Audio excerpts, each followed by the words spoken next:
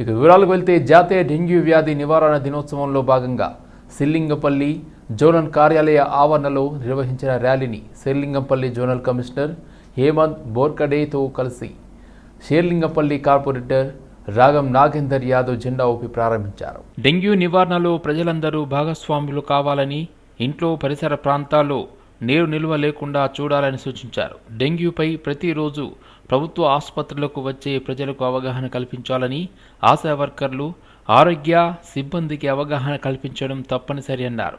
అన్ని ప్రాథమిక ఆరోగ్య కేంద్రాల్లో డెంగ్యూ కిట్లు అందుబాటులో ఉంచామని, ఎలిజా పరీక్ష ద్వారా డెంగ్యూను పూర్తిగా నిర్ధారించేందుకు సదుపాయాలు ఉన్నాయని తెలిపారు. ప్రతి శుక్రవారం డ్రై డేగా పాటించాలని సూచించారు.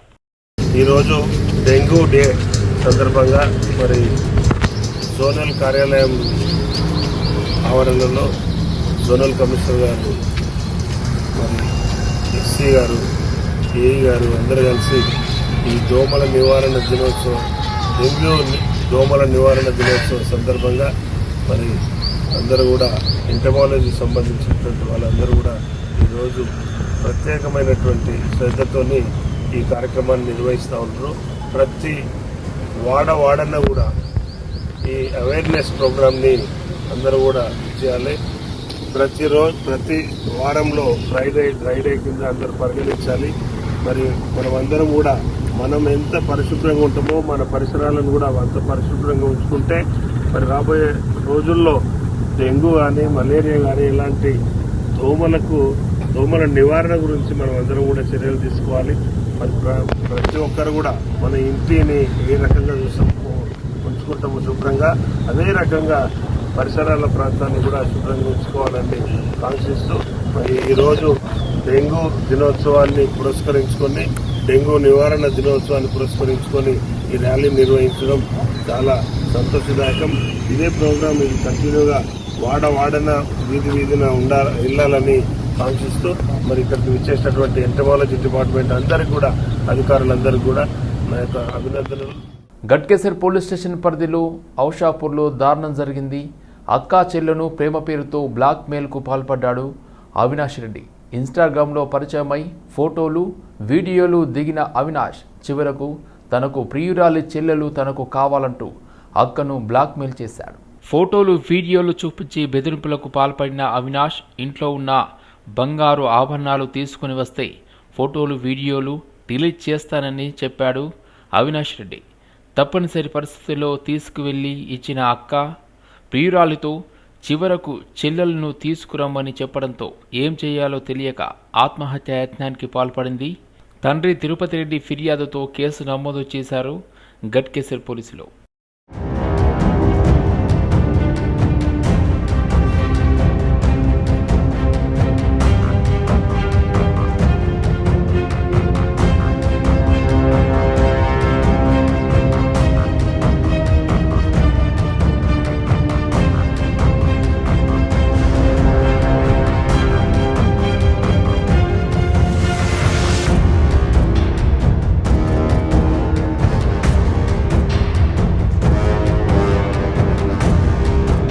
షాద్నగర్ నియోజకవర్గం తిమ్మాపూర్ రైల్వే స్టేషన్లో ఓ పరిశ్రమలో పనిచేసే కార్మికుడు బుధవారం సాయంత్రం విధులు ముగించుకొని ఇంటికి వెళ్లేందుకు స్టేషన్లో రైల్వే లైన్ దాటుతుండగా నిలిచి ఉన్న గూడ్స్ ట్రైన్ అకస్మాత్తుగా ముందుకు కదలడంతో రైల్వే లైన్పై ప్రాణాలు అరచేతిలో పెట్టుకొని పడుకొని పోయాడు.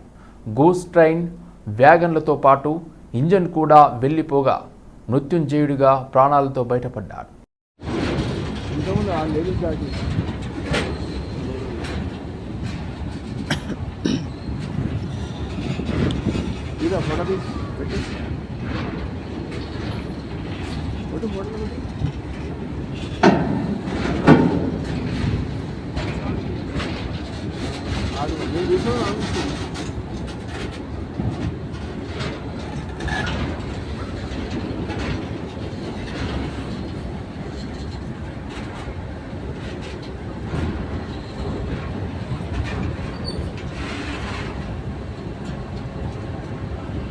अभी साथ तो है हाँ दाट तो है मैं का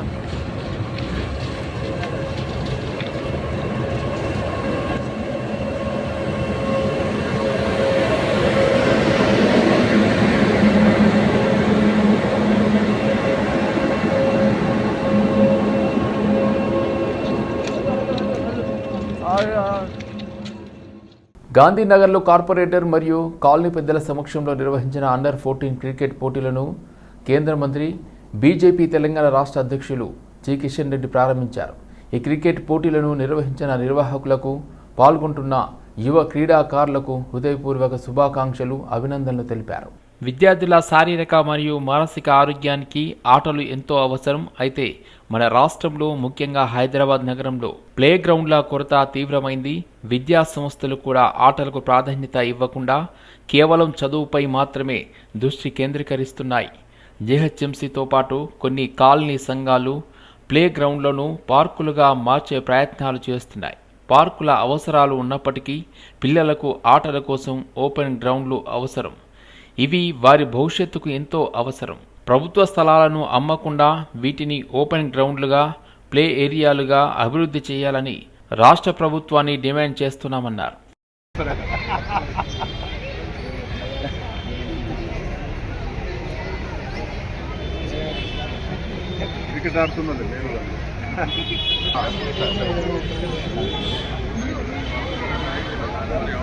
పిల్లలు వాళ్ళు టోర్నమెంట్స్ ఆడారు. వాళ్ళతో ముందుకు వచ్చేసి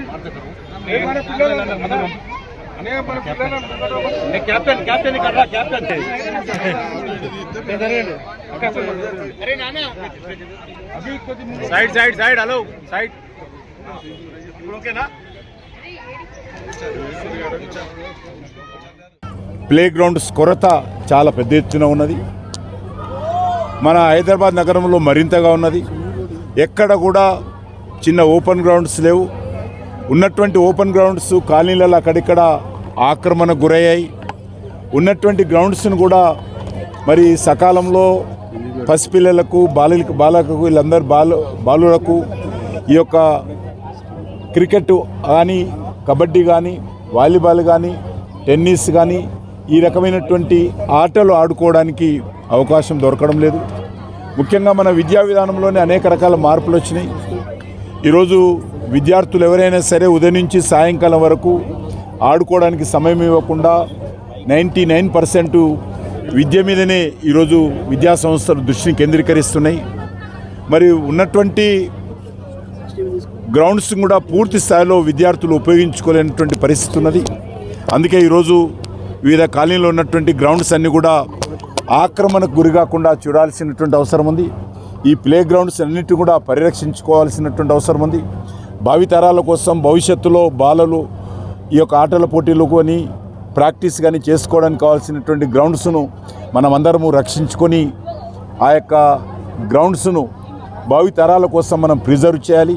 కాబట్టి నేను ఈ సందర్భంగా జిహెచ్ఎంసీని కానీ, రాష్ట్ర ప్రభుత్వాన్ని కానీ, అదేవిధంగా స్థానికంగా ఉన్నటువంటి బస్తీ కమిటీలు కావచ్చు, కాలనీ అసోసియేషన్స్ కావచ్చు, మీరు కూడా మీ ప్రాంతంలో ఉన్నటువంటి గ్రౌండ్స్ అన్నిటిని కూడా పార్కులుగా కన్వర్ట్ చేస్తూ ఉన్నారు.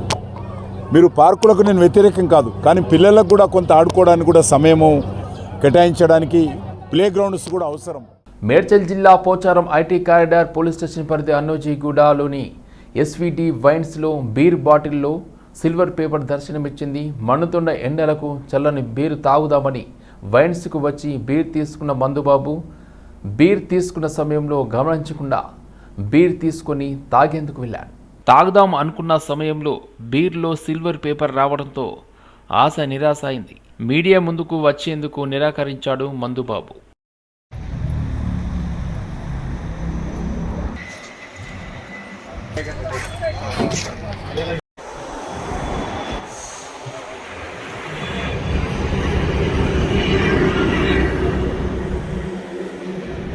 మేడ్చల్ జిల్లా గట్కేసర్ పోలీస్ స్టేషన్ పరిధిలో అర్ధరాత్రి దొంగలు బీభత్సం సృష్టించారు. గట్టు మైసమ్మ ఆలయంలో తాళాలు పగలగొట్టి హుండీ ఎత్తుకెళ్లారు. పక్కనే ఉన్న చెట్ల పొదల్లో 2 హుండీలు పడేశారు. మొత్తం 6 హుండీలను దోచుకెళ్లారు. 2 నెలలుగా లెక్కించని ఆలయ 6 హుండీలు. సమాచారం అందుకున్న పోలీసులు కేసు నమోదు చేసి క్లూస్ టీమ్ సహాయంతో దర్యాప్తు చేస్తున్నారు పోలీసు అధికారులు.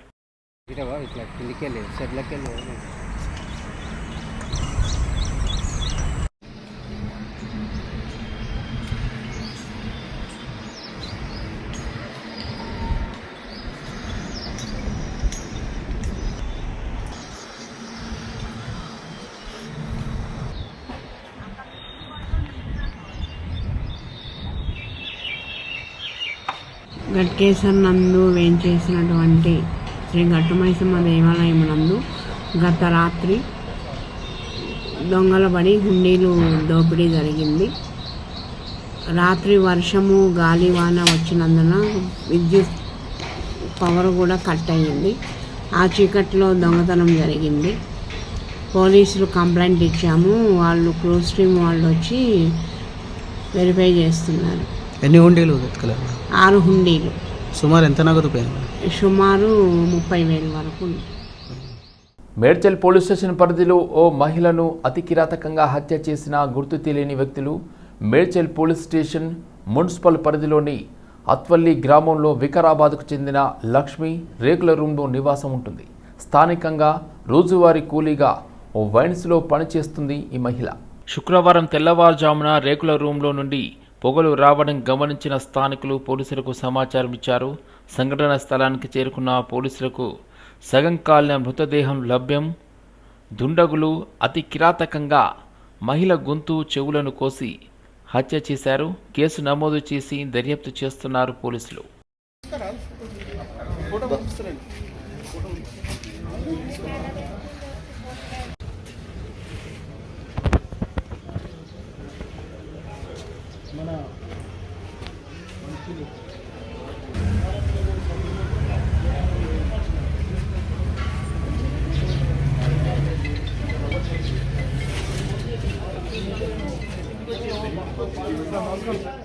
కేపీహెచ్బీ పోలీస్ స్టేషన్ పరిధిలో ఈ నెల 12వ తేదీన జరిగిన హత్య కేసులో 5 నిందితులను అదుపులోకి తీసుకున్నారు కేపీహెచ్బీ పోలీసులు. ఈ మేరకు మీడియా సమావేశాన్ని నిర్వహించి నిందితుల వివరాలను బాలానగర్ డీసీపీ సురేష్ కుమార్ వెల్లడించారు.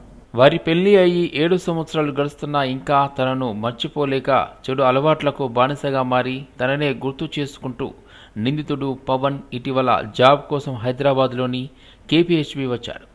తను ప్రేమించిన అమ్మాయి మరో వ్యక్తిని పెళ్లి చేసుకుని ఇక్కడే నివాసం ఉంటుందని తెలుసుకున్న పవన్ తనకు దక్కకుండా వెంకటరామనకు ఇచ్చి పెళ్లి చేయడంతో కక్ష పెంచుకొని ఈ నెల 12వ తేదీన తనతో గొడవపడి మరో 4 స్నేహితుల సహాయంతో అర్ధరాత్రి సమయంలో గొడవకు దిగి కత్తితో గుండెలో పొడిచి దాడి చేయడంతో అక్కడికక్కడే మృతి చెందాడు.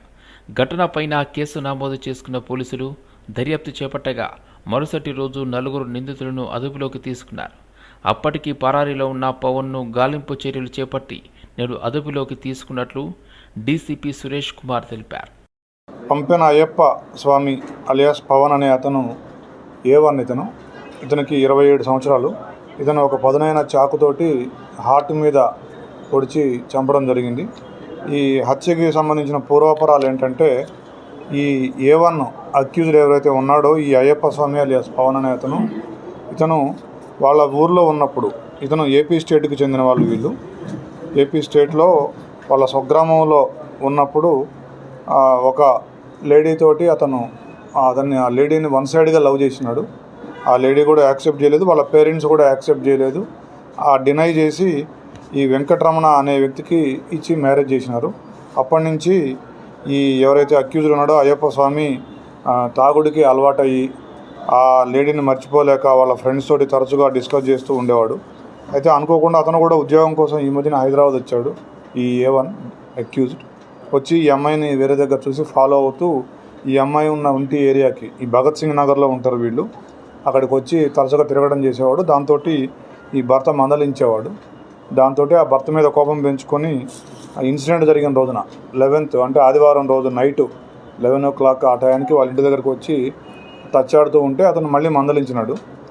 అయితే ఇతను ఆ రోజు సర్దార్ పటేల్ నగర్కి వచ్చినాడు. ఎవరైతే డిసీజ్డ్ ఉన్నాడో అతను, వాళ్ళ వైఫ్ లేదు, ఊరికి వెళ్ళింది.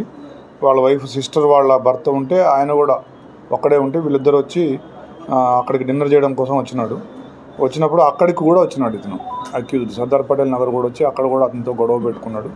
ఆ గొడవ పెట్టుకునే క్రమంలో ఇతను తిట్టగా ఈ వెంకటరమణ తిడితే మళ్ళీ వెళ్ళిపోయి మళ్ళీ ఒక 4 వ్యక్తులను తీసుకొని వచ్చి, వాళ్ళందరూ ఫ్రెండ్సే, అందులో ఒక 2 స్టూడెంట్స్ కూడా ఉన్నారు, ఒకతను ఎలక్ట్రీషియన్ కూడా ఉన్నాడు, ఒకతను జువెనైల్ ఉన్నాడు, అతని పేరు మనం చెప్పలేము.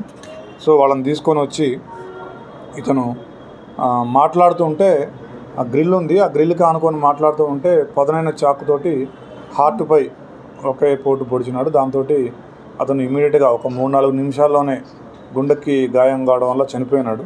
అమీన్పూర్ మున్సిపాలిటీ పరిధిలోని సిట్టి కుంటలో అక్రమంగా నిర్మించిన బిల్డింగ్ను కూల్చివేశారు. గతంలో కుంటలో ఎలాంటి నిర్మాణాలు చేయొద్దు అని హెచ్చరించినా మళ్ళీ కుంటలో కొత్త కట్టడాలు మొదలుపెట్టడం జరిగింది. కుంటలో నిర్మించిన బిల్డింగ్ యొక్క కాలమ్స్ మరియు స్లాబ్ను జేసీబీ సహాయంతో కూల్చివేశారు. అమీన్పూర్ మున్సిపల్ టౌన్ ప్లానింగ్ సిబ్బందితో కూల్చివేతలు చేపట్టారు. కుంటలో నిర్మించిన బిల్డింగ్ యొక్క కాలమ్స్ మరియు స్లాబ్ను జేసీబీ సహాయంతో కూల్చడం జరిగింది. అమీన్పూర్ మున్సిపల్ టౌన్ ప్లానింగ్ సిబ్బందితో కూల్చివేతలు చేపట్టారు. ఈ సందర్భంగా మున్సిపల్ టౌన్ ప్లానింగ్ అధికారి పవన్ మాట్లాడుతూ, చెరువులు, కుంటలు దగ్గరలో ఏదైనా బిల్డింగ్ కట్టడం చేయాలనుకుంటే ఇరిగేషన్, ఎన్ఓసి తీసుకుని మరియు మున్సిపల్ అనుమతులు పొందిన తర్వాతనే నిర్మాణాలు చేపట్టాలని హెచ్చరించారు.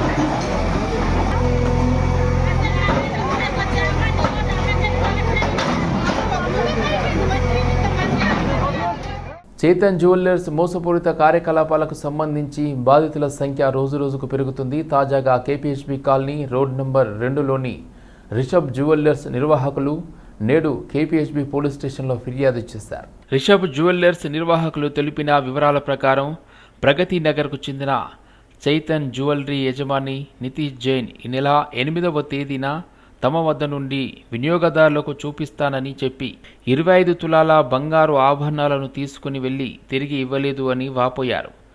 ఈ నెల 10వ తేదీ మరోసారి కొంత బంగారం కావాలని తీసుకుని వెళ్ళగా అదే రోజు సాయంత్రం 3 గంటల సమయంలో తమ డబ్బును ఇవ్వాలంటూ తమ వ్యక్తి అడగ్గా ఇప్పుడే వస్తా అంటూ షట్టర్ మూసి వెళ్ళిపోయాడు.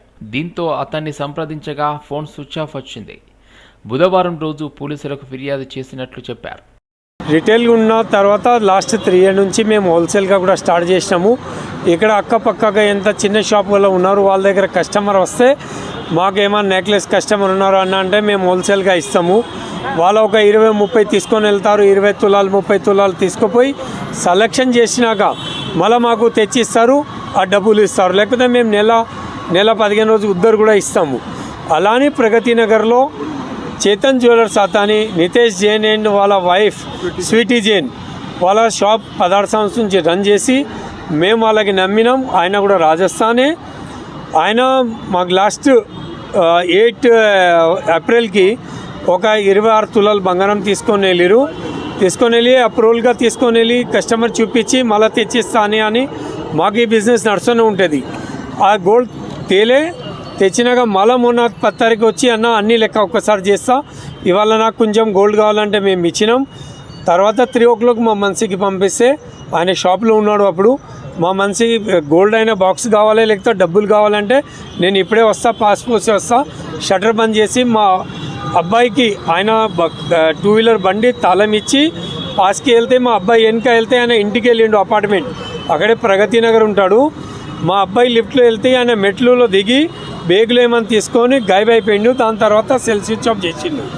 మేము నిన్న వచ్చి కేపీహెచ్బీ పిఎస్లో కంప్లైంట్ ఇచ్చినాము. ఏసీబీ సార్ కూడా చెప్పినాం, నోటీసులు వేసినాం. సార్ కూడా మాకు ఆశ్వాసాన్ని ఇచ్చారు.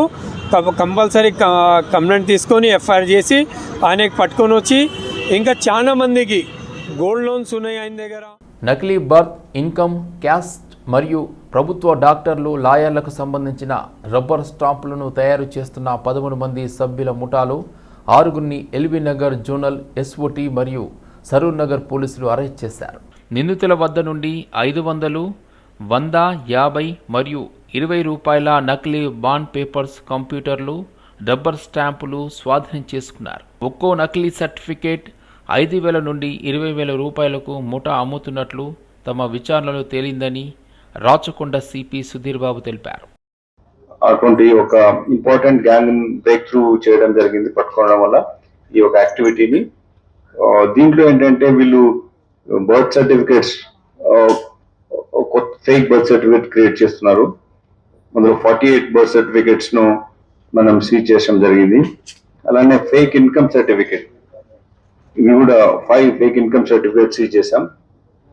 అలానే కాస్ట్ సర్టిఫికెట్ 11 కాస్ట్ సర్టిఫికెట్స్ కూడా సీజ్ చేయడం జరిగింది. ఇంకా ఫర్దర్ డీటెయిల్స్కి వెళ్తే మోర్ ఫార్ రీచింగ్ కన్సర్న్ వచ్చినటువంటి like stamp non judicial stamp papers fake ones also seize చేయడం జరిగింది. ఇందులో 100 rupees fee bond papers 190, then 50 rupees worth bond papers 198, 20 rupees bond papers 157, అలానే 500 రూపీస్ బాండ్ పేపర్ ఒకటి, ఒక 20 రూపీస్ ఇది ఫ్రాంక్లిన్ ఎంటీ స్టాంప్ పేపర్స్ అవి కూడా సీజ్ చేయడం జరిగింది.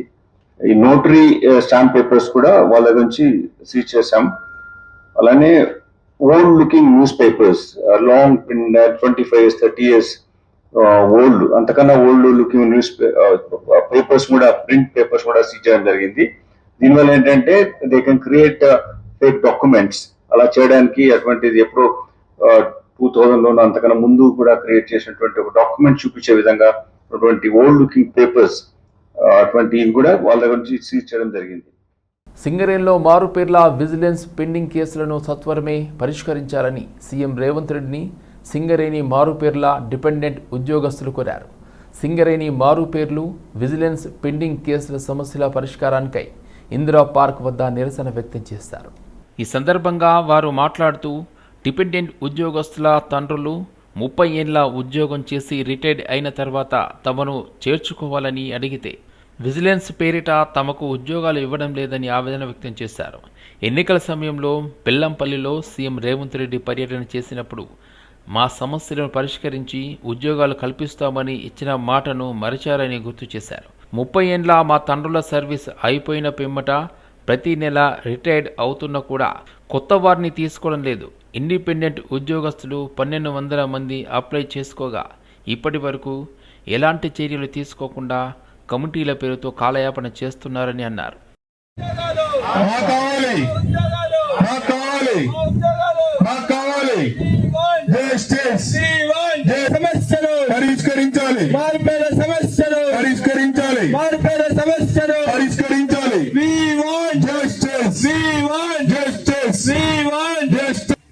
సింగరేణిలో గత ఎన్నో సంవత్సరాల నుంచి మేము ఈ యొక్క మారుపేరు మరియు విజిలెన్స్ పెండింగ్ కేసుల సమస్యల పైన మేము ఇబ్బంది పడుతున్నామని చెప్పేసి ప్రతి ఒక్క ఇప్పుడున్నటువంటి రాష్ట్ర ప్రభుత్వంలో ఏదైతే కాంగ్రెస్ పార్టీలో ఉన్నటువంటి ఎమ్మెల్యేలకు ఎంపీలకు ప్రతి ఒక్కరు కూడా మా యొక్క బాధను తెలియజేసుకున్నాం. అలాగే ఏదైతే మా సంస్థ సిఎండి బలరాం సార్ గారి దగ్గరికి కూడా వెళ్ళి సార్ మేము ఈ విధంగా బాధపడుతున్నాం, ఒకనాడు మా తండ్రులు చేసినటువంటి పనినే మేము ఈరోజు అడుగుతున్నాము. ఆ రోజు బాయిలకు దిగి ఎవరు కూడా పని చేయనటువంటి రోజులల్లా వీళ్ళు మాత్రమే దిగి ఆ రోజు మీరు ఎంతో కూలీ ఇస్తానంటే 20 రూపాయల చొప్పున 30 రూపాయల చొప్పున అని ఆ రోజు భయపడి లోపల చావుకు భయపడి ఆ ఒక చీకటికి భయపడి ఎవరు కూడా పని చేయని రోజులల్లా మీరు మాత్రమే ఆ రోజు వీళ్ళు లోపలికి వెళ్ళి చచ్చిపోయినా పర్వాలేదని చెప్పేసి, ఎందుకంటే సంబంధించిన ఊర్లలోకి వెళ్ళి వచ్చి ఆ ఇంటి పేరు అడిగితే ఆ ఇంటి పేరు వాళ్ళు ఇక్కడ లేరని చెప్పేసి చెప్పినటువంటి గొప్ప ఘనత ఈరోజు సింగరేణి సంస్థగా ఈరోజు మీరు తెలియజేసుకుంటున్నారు సార్. దయచేసి ఆ రోజు మీరు ఆ విధంగానే మా తల్లిదండ్రులను ఏదైతే మా తండ్రి లోపలికి వెళ్తే బతుకుతోడో బతుకోడో అన్న రోజున ఇంటి పేరు మార్చిందే మీరు, మళ్ళీ ఈరోజు అదే ఇంటి పేరుతో ఆయన 30 సంవత్సరాలు ఏదైతే పాస్పోర్ట్ పెట్టుకొని అక్కడికి వస్తే ఆధార్ కార్డు ఈ రోజులలో వచ్చింది. ఆ రోజులలో ఆధార్ కార్డు ఎక్కడిది సార్? వాళ్ళు ఏదైతే పేరు మీరు ఇంటి పేరు చెప్పిల్లో పలానా ఎల్లయ్య పుల్లయ్య అని అంటే గదే ఎల్లయ్య పుల్లయ్య అని చెప్పేసి ఎల్లయ్య వచ్చినవంటే ఎల్లయ్య వచ్చిన అని చెప్పేసి బాయిలో దిగేది మీరు చెప్పినటువంటి పని చేసేది. ఇవాళ వాళ్ళు మీరు చెప్పింది చేసిందే తప్పైందా సార్? 30 సంవత్సరాలు పనిచేసి మెడికల్ అన్ఫిట్ అయిపోయి ఇవాళ వాళ్ళు దరఖాస్తు మాకు మేము పెట్టుకుంటే మమ్మల్ని 30 తిప్పలు పెట్టి ఇప్పుడు దగ్గర 6 సంవత్సరాలు 7 సంవత్సరాలు మా యొక్క వయసులో అయిపోతున్నాయి. ఎందుకు ఇంత దుర్మార్గంగా ప్రవర్తిస్తున్నారు సార్? మీ దగ్గరకు వచ్చి మీ యొక్క కాళ్ళు పట్టుకున్నది మర్చిపోతున్నారా సార్? సింగరేణిలో ఎన్నో యూనియన్లు ఉన్నాయి. ఆ యొక్క యూనియన్లో గుర్తింపు సంఘం కానీ ప్రాతినిధ్య సంఘానికి కానీ ఎన్నోసార్లు మా బాధను చెప్పుకున్నాం. వాళ్ళు పరిష్కరిస్తాం, సంబంధించిన ఏదైతే ఇప్పుడున్నటువంటి డిప్యూటీ సీఎంని కలుస్తాం చేస్తాం అనేసి అని చెప్తున్నారు. ఎందుకు మా యొక్క బాధ ఇవ్వాలా? మీరు పదవులు వచ్చేసరికి పెద్దోళ్ళు అయిపోయేసరికి చిన్న స్థాయిలో ఉన్న వాళ్ళకి అనిపిస్తలేరా సార్? దయచేసి ఈరోజు ఏదైతే మే 16 తారీఖున మేము ఏదైతే ముందుగానే చెప్పినామో మా సమస్యను మీరు పరిష్కరించకపోతే ఇంకా తీవ్రంగా మారుతుందని చెప్పినాం.